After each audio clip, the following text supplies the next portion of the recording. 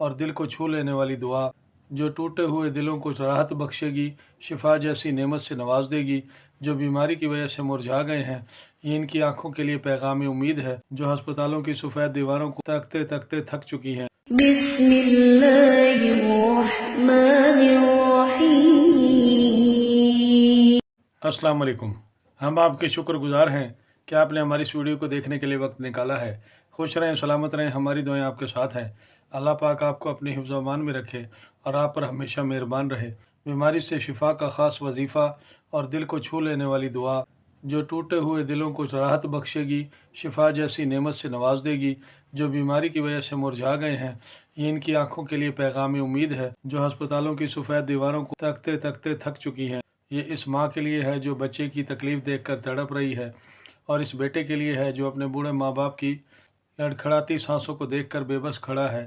ہم سب جانتے ہیں کہ تندرستی اللہ کی وہ عظیم نعمت ہے جس کی قدر ہمیں تب ہوتی ہے جب وہ ہم سے چھن جاتی ہے۔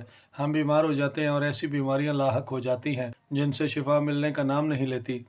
ڈاکٹر، دوائیاں، ہسپتالوں کے چکر اور پھر پیسے کی کمی جو انسان کو مجبور اور لاچار بنا دیتی ہے۔ لیکن کیا آپ جانتے ہیں کہ اللہ تعالیٰ اپنے بندوں کو کبھی تنہا نہیں چھوڑتا۔ اگر اس نے بیماری دی ہے تو شفا کا سمندر بھی اسی کے پاس موجود ہے۔ وہ جب چاہے مہربان ہو جائے، بس اس کو سچے دل سے پکارنے کی ضرورت ہے۔ آج کی اس ویڈیو میں ہم بات کریں گے جب درد حد سے بڑھ جائے اور ڈاکٹر بھی مایوس کر دیں، جب مایوسی، نا امیدی انسان کو اپنی لپیٹ میں لے لے، تو پھر وہ کون سی دعا ہے، وہ کون سا وظیفہ ہے جو معجزہ دکھا سکتا ہے۔ بیماری چاہے چھوٹی ہو یا بڑی، انسان کو توڑ کر رکھ دیتی ہے۔ رات کی تنہائی میں جب جسم کا ایک حصہ درد سے کرا رہا ہوتا ہے تو انسان کو اپنی اوقات یاد آ جاتی ہے۔ ہمیں احساس ہوتا ہے کہ ہم کتنے کمزور ہیں۔ ایک معمولی سا وائرس یا ایک ذرا سی تکلیف ہمیں بستر سے لگا دیتی ہے، لیکن یاد رکھیے، مومن کے لیے صرف ایک تکلیف نہیں بلکہ گناہوں کی جھاڑن ہے۔ حدیث مبارکہ کا مفہوم ہے کہ جب مومن کو ایک کانٹا چبھتا ہے تو اللہ تعالیٰ اس کے بدلے اس کے گناہ معاف کر دیتا ہے۔ اگر آپ یا آپ کا پیارا بیمار ہے تو مایوس نہ ہوں، صبر کریں، کیونکہ آپ کا رب آپ کے صبر کا ایک ایک لمحہ نوٹ کر رہا ہے، اور وہ آپ کو اس کا بہترین اجر دے گا، اس دنیا میں بھی اور آخرت میں بھی۔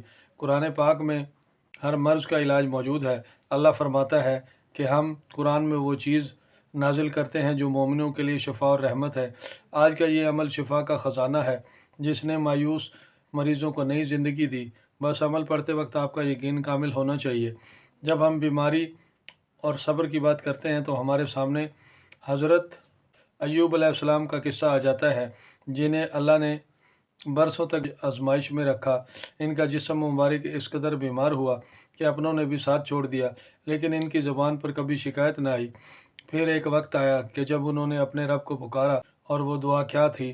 وہ دعا جو آج بھی ہر اس شخص کے لیے امید کی کرن ہے۔ اگر آپ بھی بیماری میں مبتلا ہیں تو آپ اٹھتے بیٹھتے اس دعا کا ورد جاری رکھیں جو آپ کو سکرین پر نظر آ رہی ہے۔ کسی بھی شب جمعہ کو پیک فلٹر شدہ پانی پر اس دعا کو 313 بار اور اول آخر ایک ایک تسبیح درود شریف پڑھ کر اس پانی پر دم کر دیں اور مریض کو دن میں 5 بار پلائیں۔ اس عمل کو کرنے سے پہلے 11 کلو گندم مریض کے ہاتھ سے صدقہ کروا دیں۔ اگر اللہ حضرت ایوب علیہ السلام کو ایسی بیماری سے شفا دے سکتا ہے جو برسوں تک رہی، تو پھر آپ کو شفا کیوں نہیں مل سکتی؟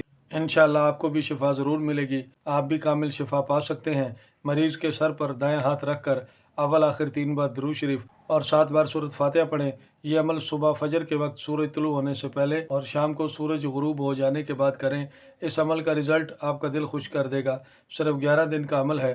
آپ کا مریض دن بدن صحت یاب ہوتا جائے گا اور ہر آنے والا دن اس کے لیے شفا کا پیغام لائے گا۔ آزما کر دیکھ لیجیے گا۔ آئندہ پھر کسی نئی ویڈیو کے ساتھ دوبارہ حاضر ہوں گے۔ آپ سے پھر ملاقات ہوگی۔ اپنا خیال رکھیے گا۔ تب تک کے لیے فی امان اللہ۔